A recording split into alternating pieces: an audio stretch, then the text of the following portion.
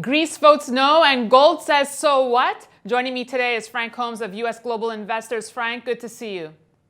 Good to be here.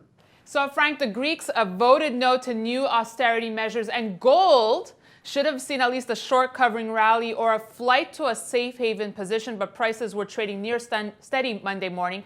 What are we seeing on the metals front? Well, I think a big factor is just the currency factor of the strong U.S. dollar, what it pays on real rates of return relative to the euro and other currencies around the world. It is still so high, and the thought that the currency is going to get stronger because of rising interest rates makes the dollar the safe haven currency right now. As it comes for gold, there's so many new central banks that have become a player in gold, and selling of gold to provide stability and currency volatility is a factor I heard out of Europe earlier this week.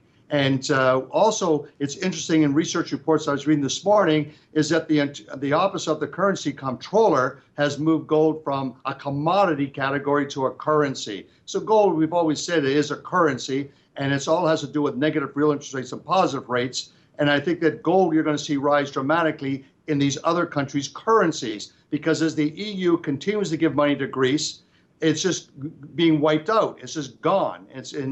So gold will have this reset valuation that's going to take place. Now, Frank, history has shown that markets can have a delayed reaction to events like the Greece referendum vote. Is it premature to assume that the Greece matter will fade away in the coming weeks?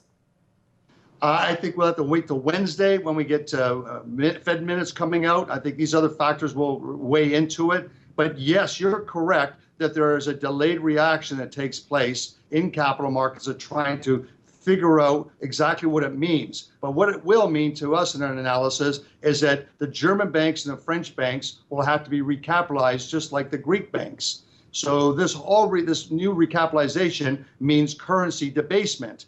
And this will mean that gold eventually has a snapback to much higher levels. But in the short period of time, it's real interest rates. Where is money going around the world is in search of high real interest rates.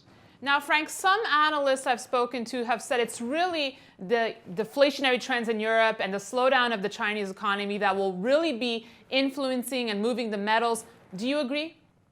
Well, I think the big factor is it came out today, like global PMI is negative, Danielle. It's negative. That is, the 1 month is below the 3 months. In all our data mining going back 1, 3, 5, 15 years, whenever that 1 month is below the 3 months, commodities trend lower. And that triggers government stimulation, sometimes economic stimulation to maintain economic growth. And if the world doesn't do that, then we're going to see a big deflationary cycle unfold. I don't think it'll happen to that degree, but it is in motion.